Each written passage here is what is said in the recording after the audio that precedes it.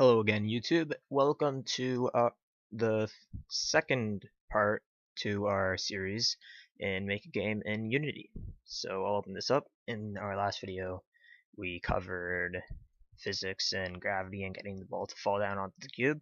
In this video, we will go over scripting, so making the ball move left and right once you hit the arrow keys. So to start this off, select the ball, go down, click Add Component, New Script, and we'll call this script ball behavior. Okay, now what you want to do, you want to make sure you have JavaScript. C# is a little bit advanced. JavaScript is good if you're just starting.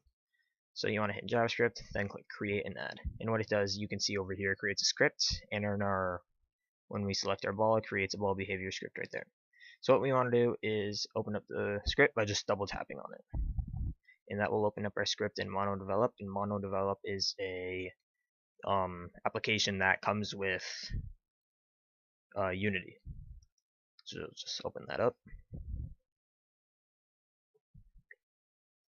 Okay, so this is what our script is going to look like.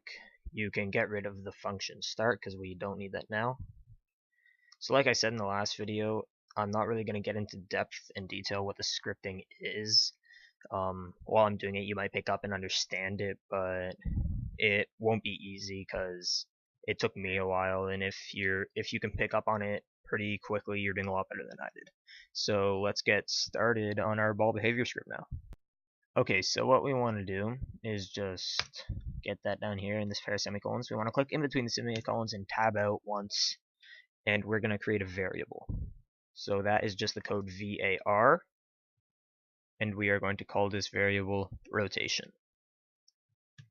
And then put a colon, and then type float is equal to get dot axis.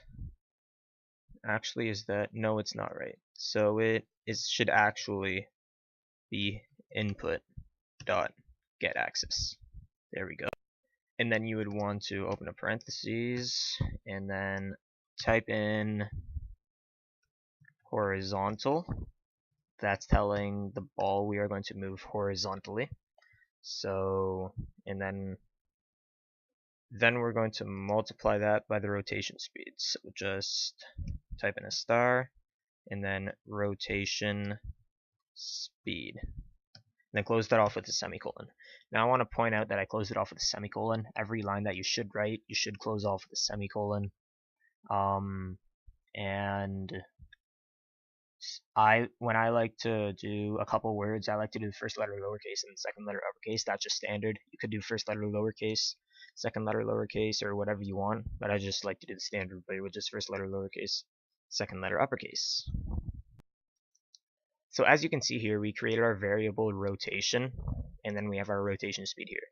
So what you want to do, you want to click up here, click enter twice, then create the variable, and then call it rotation speed, just like down there, and we'll set that equal to about 100. Now you could play around with this number if you want the rotation speed to be a lot quicker or slower. I just like it to be around 100. Okay, so if I were to right now go ahead and save this and then go into Unity, you can see when I click the ball, there is a new variable here in the ball behavior script, rotation speed, so we could just change it from here. Right now the rotation speed is 100, so if we go ahead and click play, you hit the arrow keys, nothing happens. That means we're missing a few components in our script. We will add that right now. So we're going to create a new line right underneath our line here, and still in between the parentheses. And we are going to type rotation times equal to time dot delta time. And we have that right here. And then close that off with a semicolon. Okay, so we're going to ignore this line for now, so just type after me. So now we're going to create another line. We're going to call this rigid body dot add relative torque. Then we're going to open up a parentheses and type in vector3 dot back times the rotation. And then we're going to close that off with the parentheses and add a semicolon. Okay, now this should do it. So what we're going to do, we're going to click File, Save, and then we can open up Unity.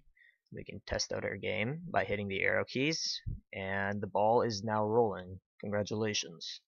So in our next video, we're going to cover possibly a little bit more scripting. I haven't decided yet to make our ball jump, but we'll get into that on our next video. Alright, see you guys next time.